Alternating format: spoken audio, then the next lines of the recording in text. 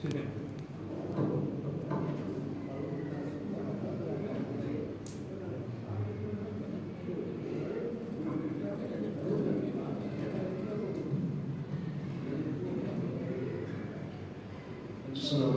warahmatullahi wabarakatuh.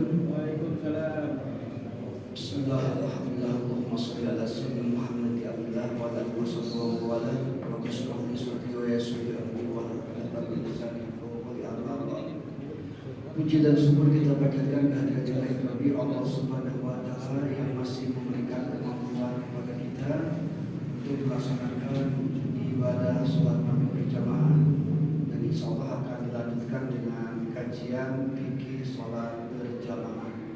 Insyaallah malam ini kita akan membahas tentang ketentuan salat berjamaah. Salawat dan salam semoga limpahkan kepada junjungan kita Habibana wa Rasulana Sayyidina Muhammad Rasulullah SAW. Allahumma sholli ala Sayyidina Muhammad wa ala Sayyidina Muhammad.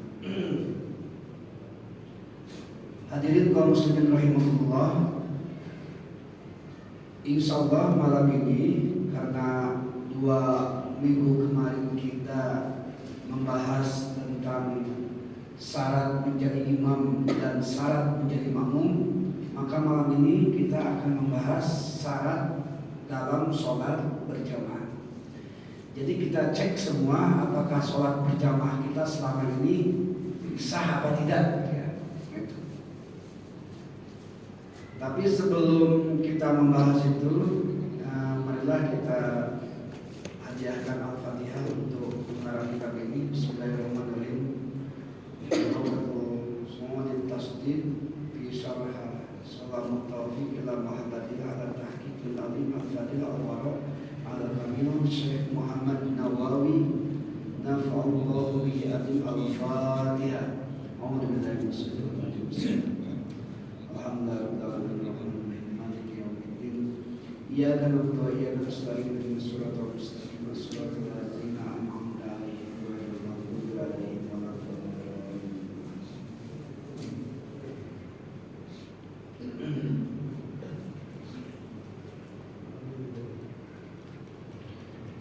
Bismillahirrahmanirrahim.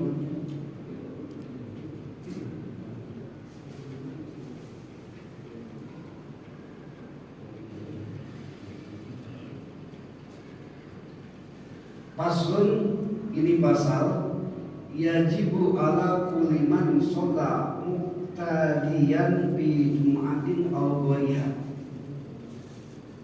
Wajib bagi tiap-tiap orang untuk sholat muqtadiyan bi jum'atin aw fi ghairiha,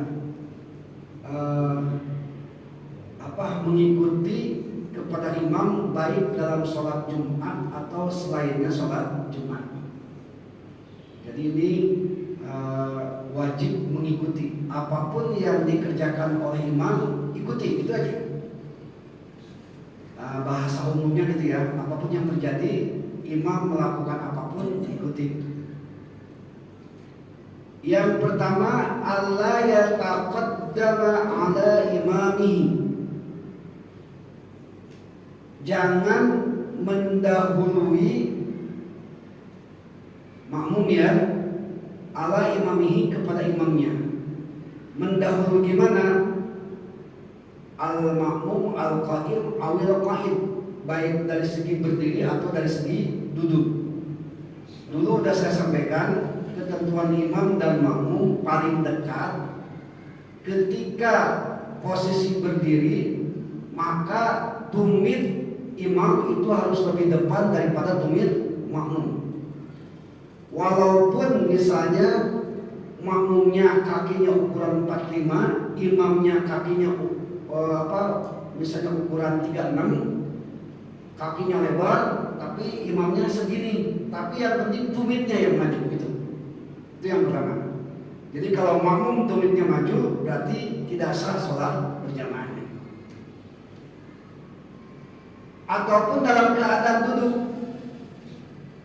Kalau posisi duduk, seorang makmum tumitnya wajib di belakang bokongnya imam. Nah gitu ya. Dulu sudah pernah disampaikan kan. Awit mutajian atau ketika imamnya posisi tidur menyamping, kepala ke utara, kaki ke selatan. Nah, itu yang disyaratkan adalah imamnya tidak boleh melebihi perut si imam. Makmumnya tidak boleh melebihi perut si imam. Nah, gitu. Jadi ternyata imam di sini sambil berdiri, sambil duduk, sambil tiduran pun tak jadi masalah. Menjadi imam silakan saja. Atau sambil tertidur, kaki menghadap kiblat, kepala berada di timur, dengan catatan muka harus menghadap kiblat. Nah, itu jangan melebihi tumitnya di ujung kepala. Itu ketentuannya. Itu syarat yang pertama. Jadi alla yataqaddama ala imamihi. Baik imamnya itu berdiri, baik itu duduk, baik itu terlentang ataupun tidur menyamping. Cuma sekali lagi, kalau di sini kalau imam udah nggak bisa berdiri, cuma bisa duduk dan sebagainya, udah ganti aja, kayak ada imam lagi gitu ya. Yang seterusnya wal ihram dan takbiratul ihram.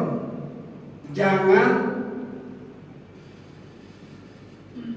mendahului atau membarengi ketika imam takbiratul ihram.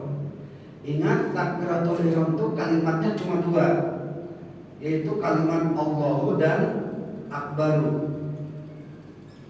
Allahu Akbar. Jadi ketentuannya, kita makmum boleh takbir ketika imam sudah bar. Nah, gitu. Jangan sampai ketika masih Allah dia langsung ikut. Dikhawatirkan batal sholat berjamaahnya. Jadi ketentuannya, seorang makmum jangan mendahului atau membarengi atau mengiringi. Ketika imam Allah, baru Allah belum Akbar, dia langsung Allah. Nah, itu namanya membarengi. Jadi tunggu sampai imam bar, nah, baru kita serentak Allahu Akbar. Kalau sampai kita mendahului atau membarengi, maka batal sholat berjamaahnya.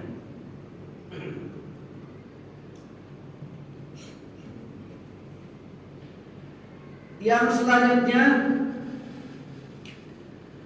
bal tubtil al muqaranati fil ihram. Di sini ada pendapat yang lain. Akan tetapi bal tubtil, bukan pendapat ya, masih Imam Syafi'i. Akan tetapi batal al muqaranah fil ihram, membarengi atau mengiringi takbiratul ihram. Seperti yang tadi saya sampaikan, mendahului dan membarengi itu batal sholat berjamaahnya.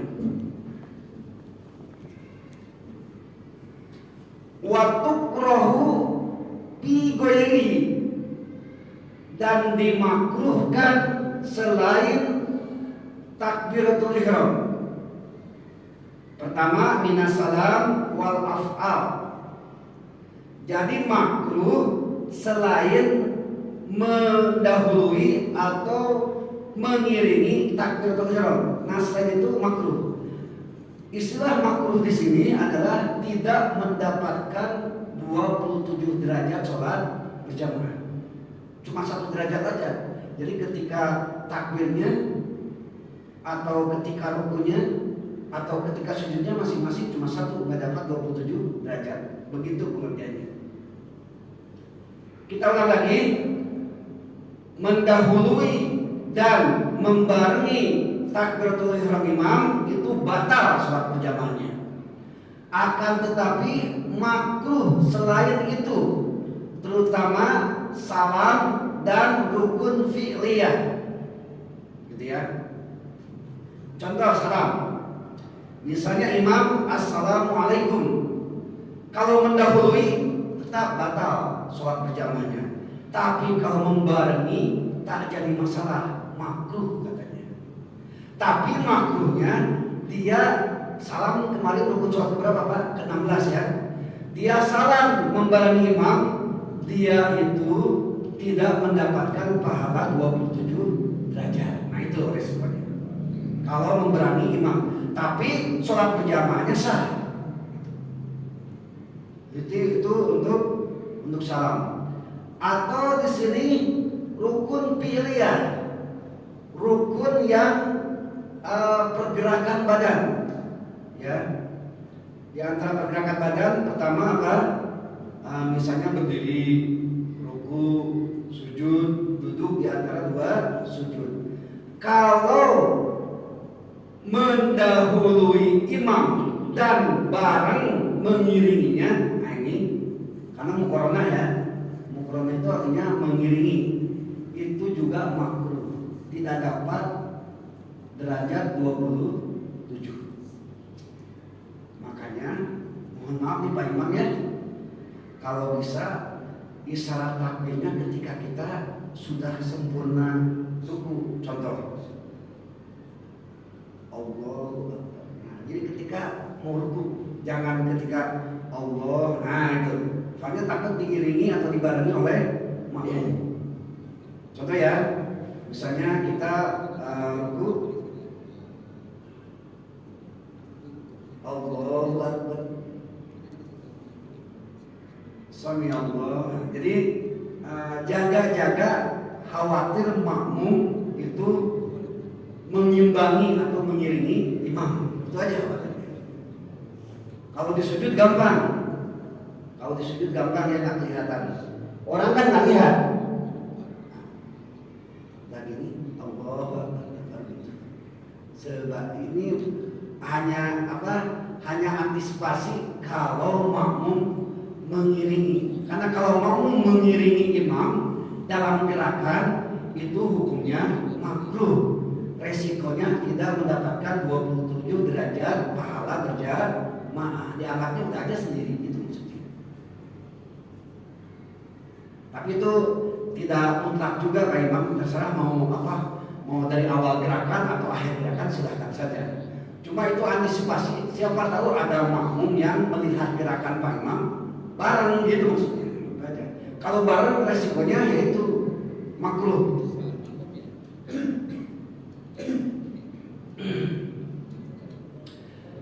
Hadirin, kalau ada yang menyela dengan pertanyaan silakan aja langsung aja di masalah ya. Kita lanjutkan, wa tukrahu fi ghairihi illa ta'min, kecuali mengucapkan amin. Nah itu bukan boleh lagi, bahkan kalimatnya mandubah, disunatkan imam dan makmum bareng-bareng mengucapkan amin. Nah, itu bedanya. Jadi kita coba simpulkan ya. Tidak sah sholat berjamaah seorang makmum yang mendahului atau mengiringi imam dalam takbiratul ihram, dan dimakruhkan selain takbiratul ihram kayak tadi gerakan sholat, salam dan sebagainya, kecuali boleh bareng kalau kalimat amin. Nah gitu. Mukorona ya, bukan mendahului. Kalau mendahului amin ya bisa jadi makruh lagi mendahului imam dalam amin. Yang disunahkan adalah sama-sama mengucapkan amin antara makmum dan imam. Nah itu disunahkan. Pengecualian illa bitakmin, kecuali ketika membaca amin. Ini baru nomor 1 ya. Wa yahrumu, dan haram. Nah, ada batal, ada makruh, ada sunnah. Nah, ini ada yang haram. Wa yahrumu, dan haram taqaddamuhu ayal makmum alal imam bi ruknin fi'liyin, dan haram bagi makmum mendahului rukun fi'liyah. Rukun fi'liyah itu karena rukun sholat itu kan ada beberapa macam. Ada rukun qauliyah seperti Allahu Akbar, baca Al-Fatihah, terus ucapkan salam kan begitu ya. Ada rukun qalbiyah, di antaranya adalah niat. Niat kan dalam hati. Ada rukun fi'liyah, di antaranya apa? Ruku, sujud. Apalagi kalau tahiyat awal enggak ya. Duduk di antara dua sujud. Nah, kalau mendahului rukun fi'liyah seperti sujud dan ruku, satu rukun itu haram. Tapi tetap sah sholat berjamaah, tidak batal. Bisa membedakan ya tadi batal, tidak batal, makruh dan sunat. Contoh mendahului rukun. Siapa yang kasih contoh nih? Paris, kasih contoh aja Paris.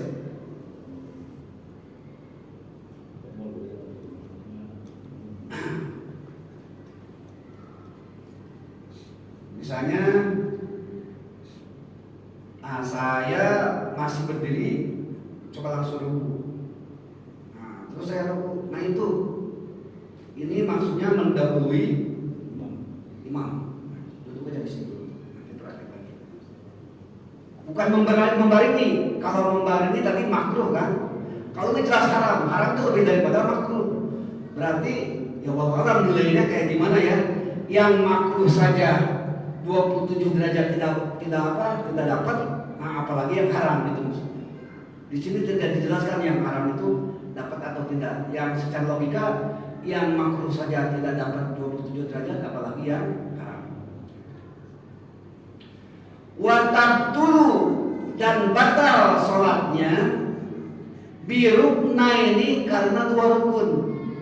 Nah itu dua rukun itu begini. Coba pada itu lagi.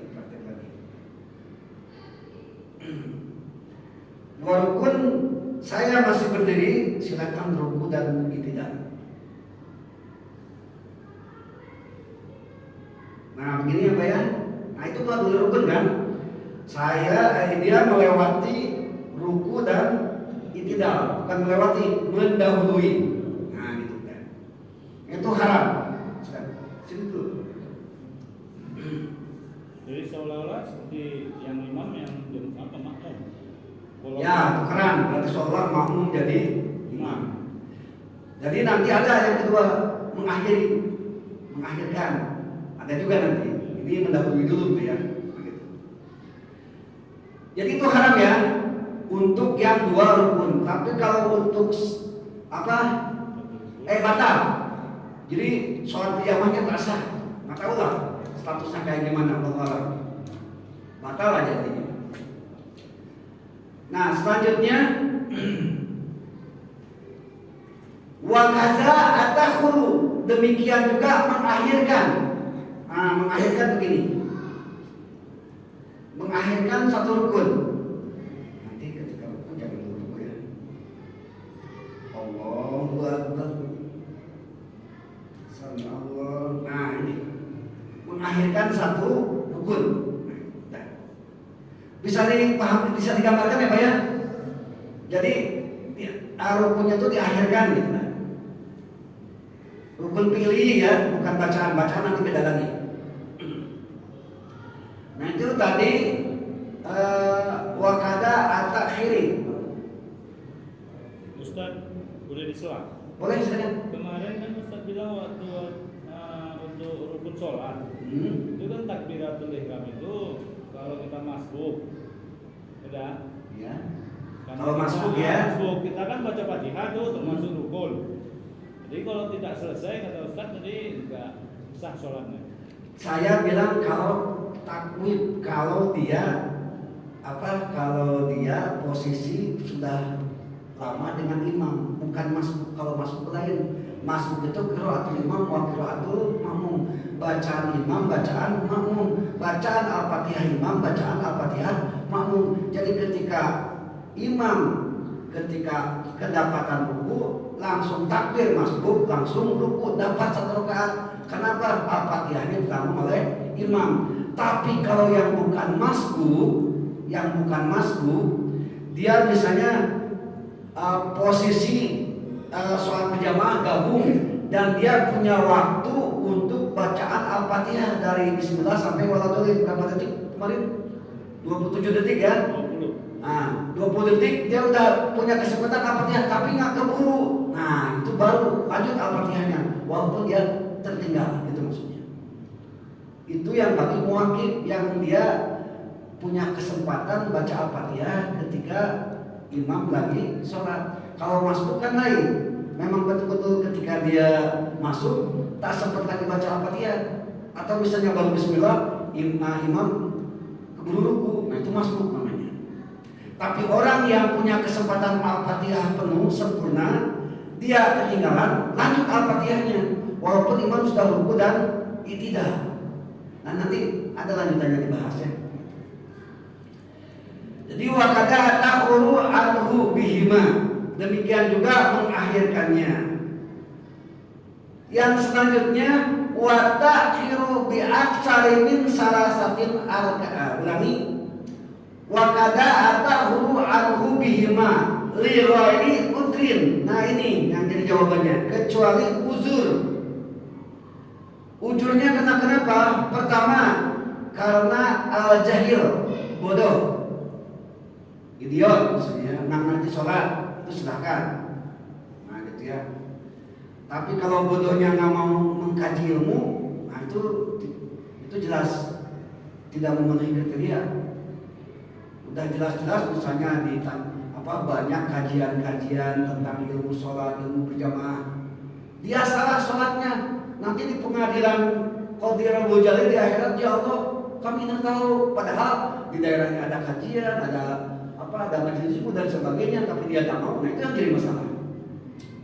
Jahil di sini maksudnya dia mungkin orang desa atau orang kampung yang terpencil, yang tak ada siapa-siapa, terus dia ingin sholat dan dia tak paham, nah itu wajar.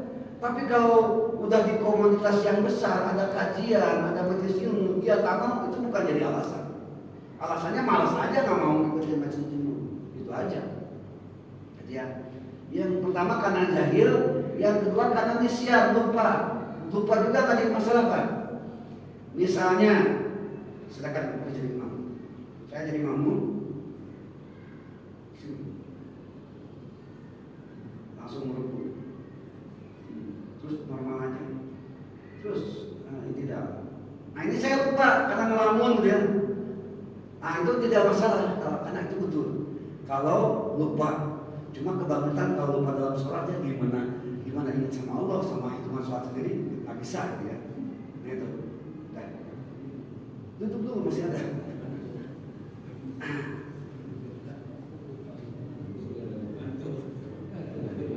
Ya kayak ngantuk gitu nggak, nisyan namanya, nggak jadi masalah. Cuma masa iya 24 jam Allah nuntut cuma 5 waktu itu, kira-kira kalau ditotalkan berapa menit Pak? Sholat 5 waktu 30 menit lah ya. Masa iya 24 jam Allah minta 30 menit untuk innani anallah la ilaha illa ana fa'budni wa aqimis sholata li dzikri, dirikanlah sholat untuk mengingatku. Masa 30 menit dari 24 jam sampai lupa, kan itu kurang ajar itu namanya kan gitu. Kayak nggak mungkin gitu lah ya. Tapi bisa saja orang yang lupa gitu ya, lagi sholat makmum tadi mahayal apa gitu, bisa saja seperti itu. Baik. Maka kalau karena uzur tadi itu tidak jadi masalah, asalkan ya dia tidak melebihi 3 rukun tawilah. Jadi rukun itu Pak, rukun fi'liyah atau rukun amaliyah, rukun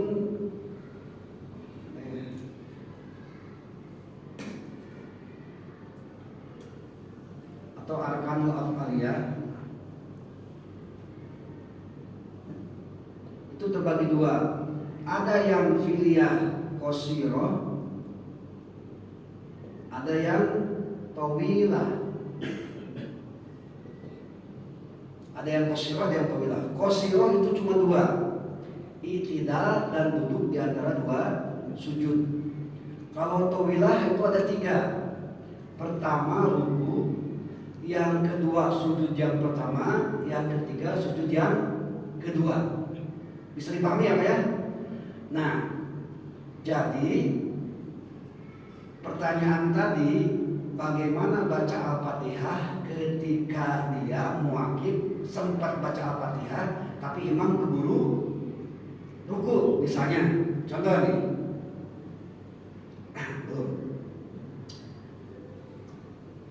Saya misalnya menjadi makmum. Kan biasa imam setelah waladhdallin amin itu baca surat. Kalau kita terbiasa dengan imam yang bacanya dengan surah yang agak panjang, leluasa kan kita baca Al-Fatihah, Pak? Aman berarti ya. Tapi kalau kita menghadapi imam yang bacaan surahnya pendek bahkan pelit, sebaiknya kita mukorona membaca Al-Fatihah ketika imam baca Al-Fatihah. Tidak jadi masalah. Seandainya kita berkeyakinan imam bakal baca yang pendek. Misalnya di rakaat pertama dia pasti baca Yasin. Waladhdallin amin. Bismillahirrahmanirrahim. Yasin. Allahu Akbar. Kira-kira Al-Fatihah guru enggak, Pak? Akan kan? Nah, akan keburu. Makanya antisipasinya kalau kira-kira nih imam bakal baca Yasin nih, maksudnya bukan Yasin 87 ayat tapi cuma satu ayat gitu ya. Nah, sebaiknya baca Al-Fatihah ketika imam baca. Itu mukoronahnya nggak jadi masalah. Silakan saja. Kalau berkeyakinan imam bakal membaca surat yang pendek sekali atau ayat yang pendek. Yang kedua, statusnya adalah ketika imam membacakan membacakan Al-Fatihah, setelah Al-Fatihah di ayat yang pendek kayak Yasin, dan kita tidak tahu, berarti kan ketinggalan ya, karena tadi kan cuma mendengarkan bukan membaca. Nah itu kan, dalam rukun suatu bukan mendengarkan Pak, tapi qiraatul Fatihah, membaca Al-Fatihah. Karena kita tidak tahu imam itu nanti bakal baca surat apa, berarti kan kita cuma mendengarkan saja kan Pak, belum baca kan ya. Nah, ketika imam baca surat baru kita baca Al-Fatihah. Nah, contoh, silakan. Nanti baca waladhdallin amin baru Yasin ya. Yuk. Waladhdallin amin. Bismillah. Nah, saya sudah mulai Al-Fatihah nih. Terus.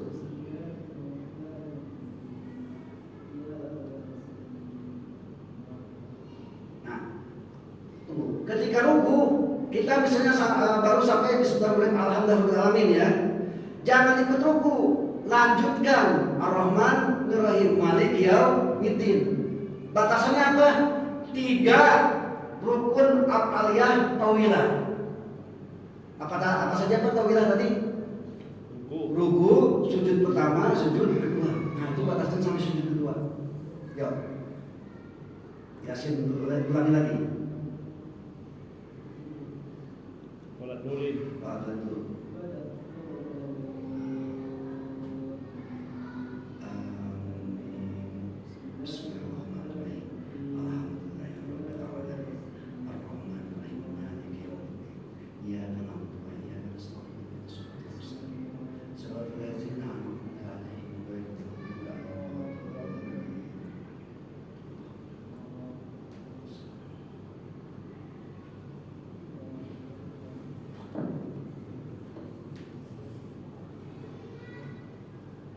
Seperti ini. Bisa dipahami Pak? Nah, jadi yang penting sampai batasannya 3 rukun tawilah. Bagaimana kita belum tuntas sholat dolen, imam sudah berdiri lagi, gitu kan? Karena kita apatnya belum selesai, saking leleknya nggak selesai. Jadi kita jangan meruku, kalau udah habis masa garansi tetap aja berdiri mengikuti imam. Tapi kita posisinya nanti setelah tahiyat nambah 1 rakaat. Nah gitu.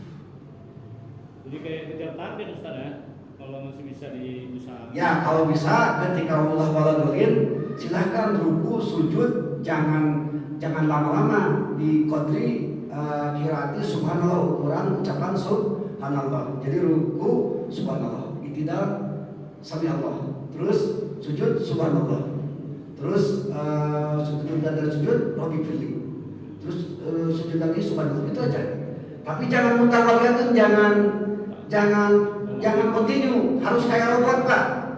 Tak tak tak gitu. Ada berhentinya, ada tumaninanya.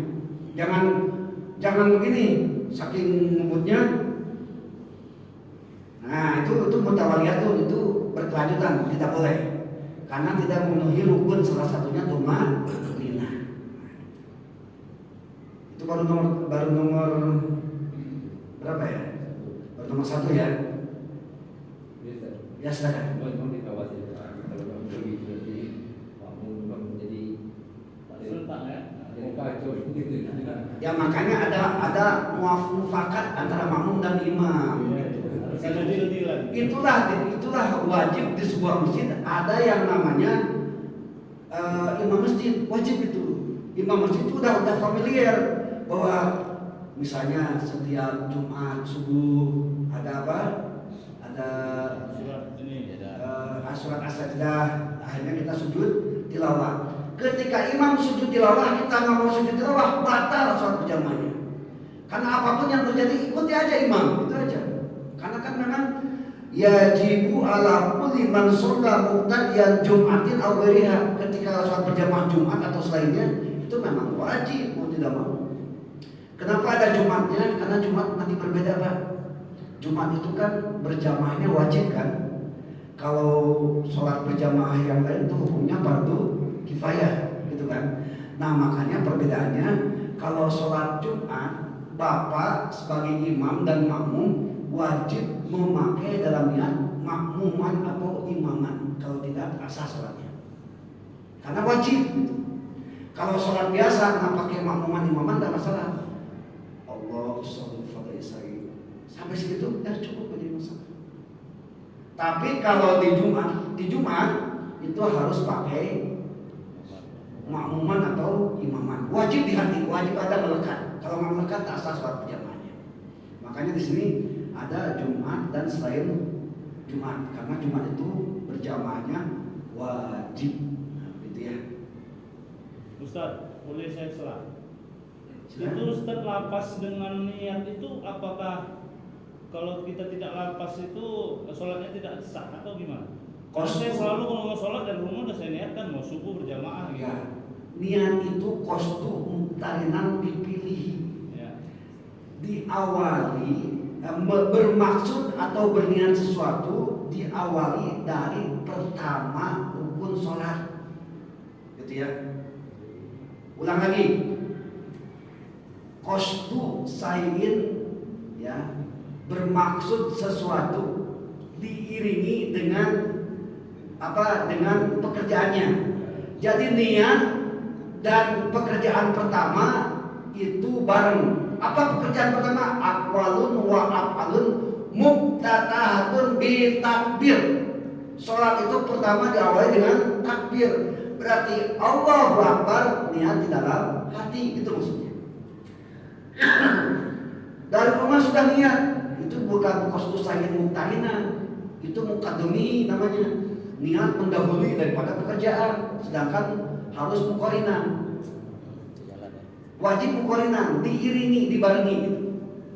Jadi niat dalam hati harus kerjaan pertama sholat yaitu takbir. Kalau yang tadi yang dipertanyakan dari rumah udah niat, ya niat aja nggak jadi masalah, tapi dalam ketentuan sholat mazhab Imam Syafi'i itu wajib korin mukoronah, wajib bareng antara takbir dengan niat. Emang dari sana udah takbir? Itu masalahnya. Tapi kan tadi cerita saya selanjutnya ada lapas. Lapas Seolah-olah lapas apa? itu lapas kita tadi usoli tadi.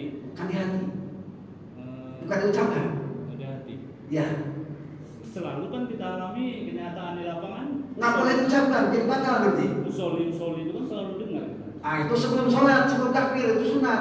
Wa talaffuzuha sunatun. Mengucapkan usoli sebelum sholat itu sunat. Jangankan usoli, nyanyi aja boleh. Indonesia tanah airku, Allahu Akbar. Sah sholatnya. Cuma mikir dulu dong, masa mau sholat nyanyi kan gitu. Boleh. Asal sebelum sholat. Wa talaffuzuha sunatun. Mengucapkan niat sebelum sholat, berarti sebelum takbir kan? Coba lihat kata-kata usoli sebelum takbir ya. Nah itu sunat. Tapi kalau Allah usoli itu tak bisa. Karena kerja berulang-ulang jadinya kan antara tiga hati lapas sama. nggak usah hati sama takbir aja udah. Oh iya, sering saya gitu lihat Ustaz. Di sebelah kita berulang-ulang dia bilang usoli. Terakhir kita konsentrasi pun agak buyar. Usoli. Sementara kan yang termasuk rukun tadi kan niat kan? Niat. Kalau usoli itu enggak rukun. Dan itu di sunat itu kalau diucapkan sebelumnya. Iya. Nah gitu. Jadi, nah itulah karena gara-gara nggak ngaji ya seperti itu. Itu tidak termasuk jahil ya. Tapi itu nanti dimintain pertanggungjawaban. Emang waktu kamu sibuk apa sih? Kenapa nggak bisa menjadi ilmu kan gitu aja. Gitu. Jadi yang udur di sana bukan termasuk udur gitu ya. Tidak termasuk. Nah begitu ya. Baik. Jadi di sini watahiu bi aksarin salah satu arkanin tawilah. Jadi kalau masih baca Al-Fatihah, dia sudah duduk, imam sudah duduk di antara dua sujud, itu susul aja tak apa-apa. Waladolin atau sampai sujud kedua itu masih salah satu rakaatin tawilah, masih rukun yang tiga rukun yang tawilah. Sudah waladolin susul aja. Tapi Al-Fatihah belum sampai waladolin, imam sudah berdiri, kita jangan coba-coba ruku, jangan coba-coba nyusul karena imam sudah berdiri. Maka kita ketinggalan satu rakaat dan nanti setelah tahiyat wajib diganti berdiri lagi. Ditambah. Ya ditambah. Itu ketentuannya ya. Kadang-kadang juga imam ini baca surah misalnya Al-Ikhlas, terus Inna Faida, kan ada dia makanya kalau dia misalnya tadi ada diperlambat bacanya, jadi supaya makmumnya tidak kacau gitu. Ya itu silahkan musyawarahkan antara Pak Imam, antara Pak Haji sama Pak RW. Kan imam kita kan ada tiga ya. Makanya mufakat itu Pak Imam. Iya. Kan kita memang senangnya karena kita udah ada imamnya gitu. Selama imam ada ya silahkan. Itu memang yang wajib maju jadi imam. Kecuali memang sudah tidak ada gitu. Baik, yang selanjutnya wasaniha ayya'lama biintiqalati imami. Syarat yang kedua, makmum wajib bisa melihat perpindahan imam. Wajib. Kalau tidak melihat perpindahan imam itu tak sah. Terserah baik oleh penglihatan atau pendengaran. Kemarin ada yang nanya, Ustaz gimana kalau kita sholat di rumah pasang monitor? Bisa aja kan banyak sekarang ya. Jadi pergerakan imam kelihatan. Siapa yang kemarin nanya itu ya? Yang nanya makmum di rumah itu? Said. Nah nanti ada di syarat yang ketiga nanti. Jadi syarat yang ketiga itu ada di sini wasal suwa ayat jami'a di masjid, harus kumpul di masjid, gitu ya. Dan selanjutnya harus harus ada akses makmum ke imam, begitu. Kalau di rumah ke imam ada akses nggak? Ya. Maka nggak ada. Kalaupun ada akses, nah itu maka kemarin saya nanya masalah ini termasuk masjid tingkat? Bukan, sananya gitu dulu. Pak Haji, ini termasuk masjid tingkat bukan? Begini ya, begini. Kalau masjid ya, dipisah aja tuh Ustaz, biar nggak kena 2 kali. mana ya tadi yang biru ya? Kalau masjid 2 tingkat, misalnya ya, mohon maaf itunya, selama akses di sini itu akses ke imamnya ketika mau sholat berjamaah mendatangi imam tidak membelakangi kiblat selama tingkat 1 dan tingkat 2 itu masjid, itu tak masalah. Yang jadi masalah begini, ini misalnya sekretariat atau apalah ya di atas masjid misalnya, Gudang lah di bawah. ya ini ada ruangan, nah, makanya saya nanya ini lantai berapa gitu kan gitu. Nah, berarti kan ada tangga kan. Nah, yang jadi masalah kalau masih satu atap, ini masih satu atap nih masalahnya. Ketika terjadi suatu berjamaah, akses menuju imam kira-kira di sini membelakangi kiblatnya, saya mau nanya itu, membelakangi kan? Itu kalau menurut mazhab Imam Syafi'i tak sah sholat berjamaahnya, karena akses menuju imam itu membelakangi kiblat. Makanya nanya kemarin, ini masjid atau bukan kan gitu. Akses maksudnya kurang nyambung ya kan? Jalan tuh nggak boleh dari Akses itu seorang makmum menuju imam harusnya dari untuk sholat berjamaah. Nah harusnya tangganya sebelah sana. Nggak mungkin kan kita menuju tangga mundur supaya kita tetap menghadap kiblat, kan nggak mungkin. Makanya status masjid ini saya kurang tahu apakah ini berlantai atau tidak. Kalau bisa niatkan aja lantai pertama, dah aja. Kalau lantai kedua ya, kalau masih lantai 1, lantai 2 masih masjid itu tak masalah. Membelakangi kiblat nggak jadi masalah. Yang menjadi masalah kalau lantai pertama bukan masjid, lantai kedua masjid, itu yang jadi masalah. Kalau lewat sana aman, karena sana kan nggak ada atap kan. Ketika kesini bukan membelakangi, tapi apa? Menyamping kan. Nah, yang dilarang itu membelakangi kiblat itu. Nah itu ya. Tapi ini istilah ya Pak ya. Di mazhab yang lain enggak, nggak seperti itu. Coba kita lanjutkan ya, itu kalau masalah syarat yang ketiga dan keempat, ini baru syarat yang kedua. Karena tadi saya teringat dengan pertanyaan yang kemarin gitu ya. Wasaliha ayah lama biintiqalati imamihi. Yang syarat yang kedua, makmum harus bisa melihat intiqal, bergeraknya imam. Melihat atau mendengar. Kalau melihat dengan mata telanjang, pergerakannya kelihatan. Kalau mendengar dengan kalimat takbir, kan gitu. Dengan kalimat Allahu Akbar. Karena takbir itu ada 2, ada takbiratul ihram, ada takbir intiqal. Takbir intiqal adalah perpindahan dari rukun ke rukun dengan membaca Allahu Akbar. Nah, gitu. Nah, makanya di Masjidil Haram itu ada imam Allahu Akbar, ada yang nyahutkan Allahu Akbar. Nah, itu di sini fala yakfa asabi wal fasik, dan tidak boleh orang yang nyahut adzan itu seorang anak kecil dan seorang fasik. Itu pun bagi masjid yang luas. Kalau bagi masjid ini nggak usah. Jadi Pak Imam tugasin seseorang ketika takbir, Allahu Akbar, Allahu Akbar, kan ada yang justru ya. Nah kita nggak usah karena masjidnya kecil. Itu level-level Masjidil Haram, Masjidil Madinah dan sebagainya. Istiqlal. Itu syarat istiqlal juga kan mungkin bisa saja. Untuk apa? Untuk mengakomodir syarat yang kedua, yaitu harus melihat perpindahan imam baik oleh penglihatan atau pendengaran. Kalau zaman sekarang gampang lah dengan pakai monitor gitu ya, dengan pakai layar untuk kelihatan imamnya. Asal syaratnya ada akses. Kalau sampai mentang-mentang ada CCTV monitor di rumah, dia sholat makmum di rumah, tetap tak sah karena aksesnya gimana ayo? Aksesnya nggak ada. Di syarat yang keempat yang akan kita sampaikan nanti. Ada yang ditanyakan sekarang Pak?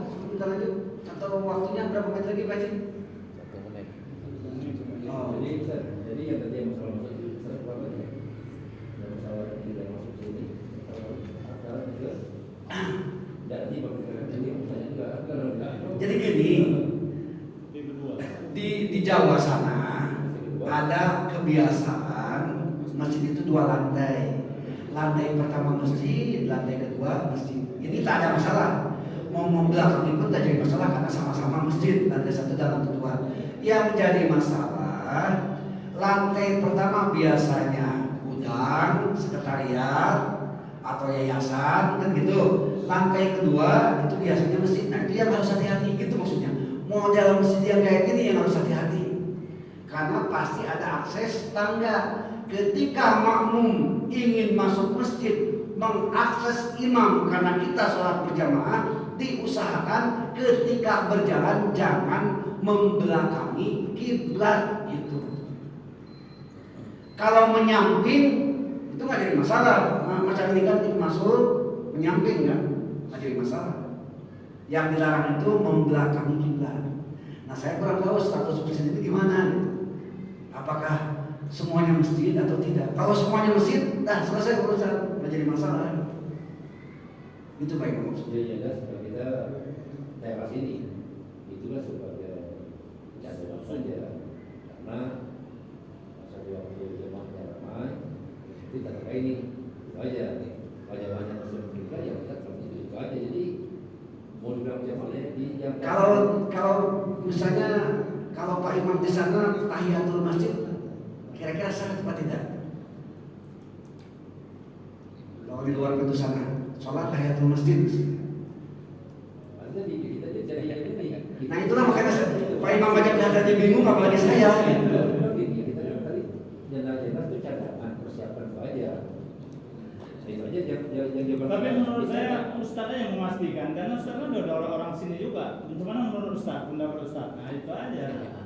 Ya yang paling berwenang itu kan kita Pak bukan Imam. sini menggunakan sholat tuh enggak selama juga karena kan satu waktu kondisi kita jemaah ramai kita pakai kalau enggak kita tak jawab itu aja jadi kita menjawab pastikan iya tidak itu saja itu Ya, ini tetap ihtilaf ya. walaupun Walaupun jawab ini karena itu modelnya jawab ini kan jadi ini tak pasti itu kan saya cuma bisa cuma dua ketentuan. Yang pertama, masjid yang lantai pertama dan kedua itu dianggap masjid, tak ada masalah. Itu ya Pak Imam ya. Lantai 1, lantai 2 masjid lah. Nah, itu tak ada masalah. Tapi kalau lantai pertama bukan masjid, lantai kedua masjid, nah takut khawatir ada masalah ketika ada jalan akses menuju imam ketika sholat berjamaah. Jangan larangannya jangan membelakangi kiblat, itu aja. Itu maksudnya. ya secara logika tidak mungkin kita masuk begitu mundur dari ganda mungkin Nah, itu yang saya salah sedikit. Tapi itu kalau sudah terjadi imamnya mulai Allah Akbar itu terjadi sholat berjamaah namanya. ya Jadi ketika kalau sholat berjamaah kalau ya. belum, Yang belum ada masalah. Kan ini ketika sholat berjamaah. karena udah terjadi sholat gitu. Ya. dan itu tidak terlambat kan ada yang terlambat itu pasti terlambat pasti Kalau yang masuk yang bahaya. Nah, berarti yang masuk yang berbahaya. iya itu Ibunya yang terlambat lewat samping. Nah, kita jadi yang pertama lewat samping sama Buat aja. pengumuman ya. Oh, ini aman nih. Ya juga sudah usulannya.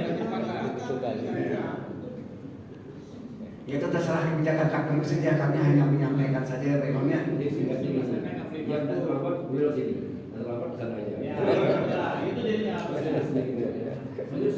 Ya udah harus hadirin kaum muslimin rahimakumullah. Ternyata syarat sholat berjamaah kita baru sampai 3. Insyaallah mudah-mudahan kedepannya kita bisa lanjutkan kembali.